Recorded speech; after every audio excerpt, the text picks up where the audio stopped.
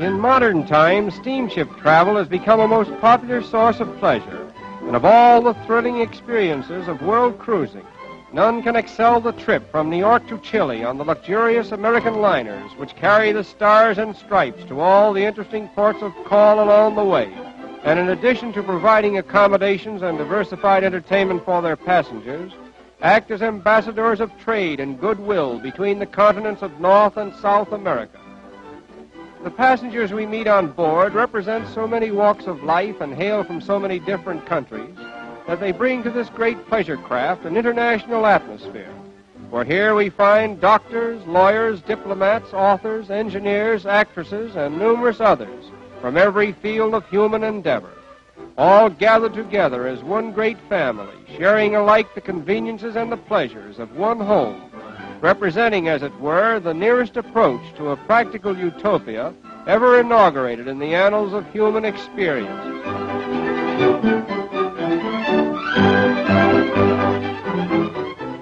In all our world travels, nothing has brought us greater pleasure or more friends than life on board these luxury liners, and we feel highly indebted to the great steamship companies who have contributed so much to the comfort and pleasure of modern travel and the consequent enlightenment of mankind.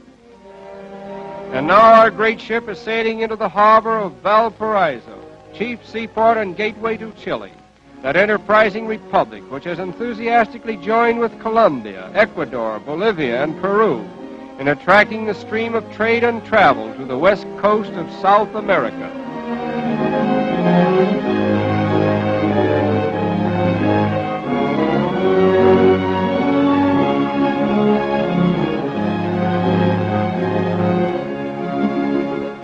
The customary thing to do after arriving at Valparaiso is to drive out to Viña del Mar, a picturesque suburb with a colorful array of hotels and private residences, a golf course, a racetrack, bridle paths, and bathing beaches, all combining to make Viña del Mar one of South America's most popular pleasure resorts.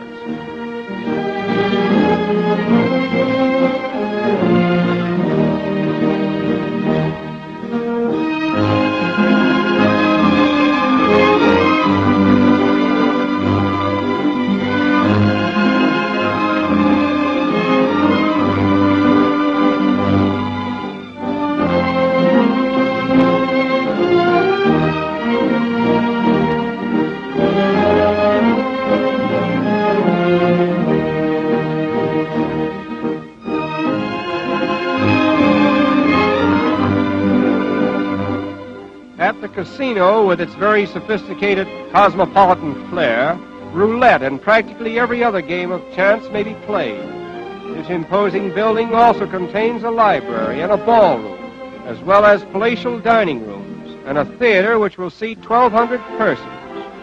Miramar, Cancun, and several other bathing beaches help to make Viña del Mar the Lido of South America, and a happy rendezvous for globetrotters from all parts of the world.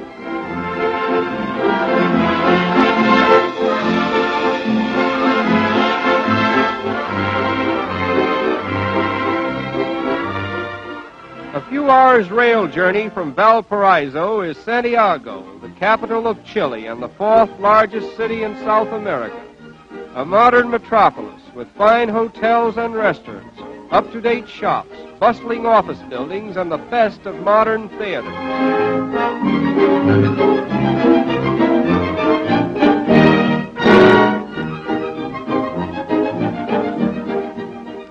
The Union Club is one of the most famous of its kind in South America, and its membership list reads like the who's who of an international institution.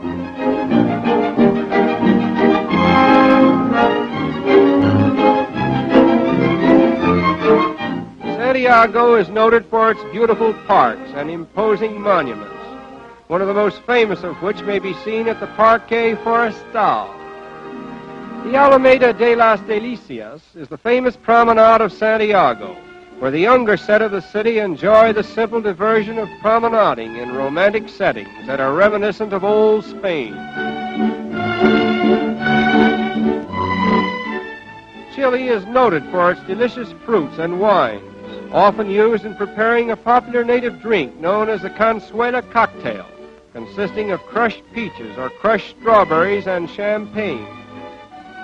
Vying with the fruits are the flowers of Chile, which grow in profusion and produce an exquisite perfume.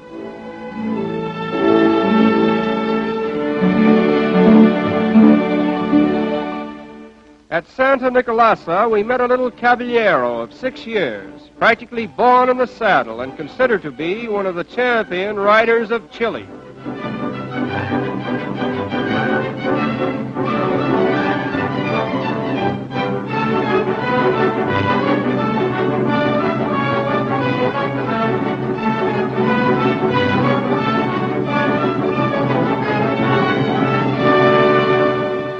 Among the early races which were dwelling in Chile at the time the Spaniards arrived were the Araucanian Indians, living in the section south of what is now Santiago.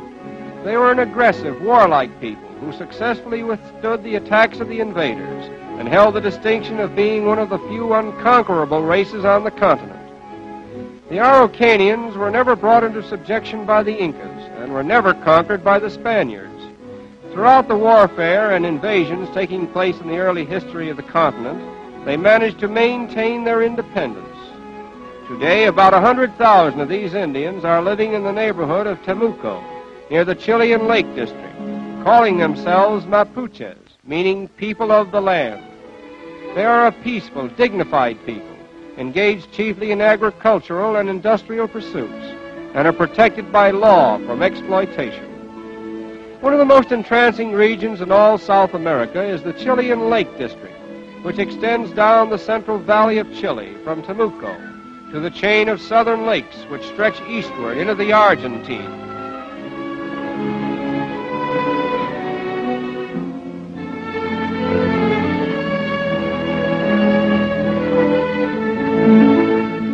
Many of the lakes and streams abound in trout and salmon, providing a veritable paradise for the fishermen.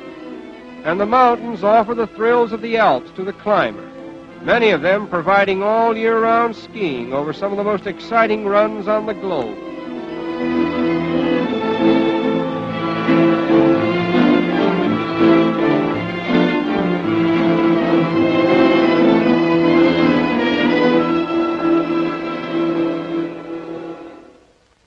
The crowning scene in this beautiful region is the snow-capped volcano, known as Osorno, or the Fujiyama of Chile.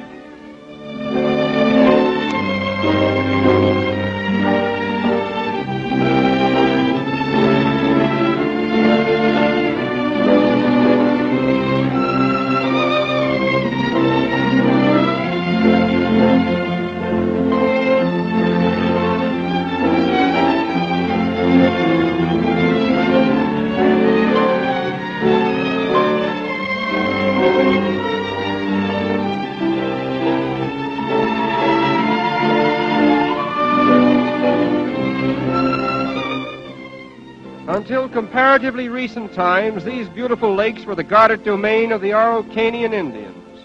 But now, thanks to modern transportation by both sea and air, they are conveniently accessible to all travelers who would visit one of the world's most beautiful scenic attractions.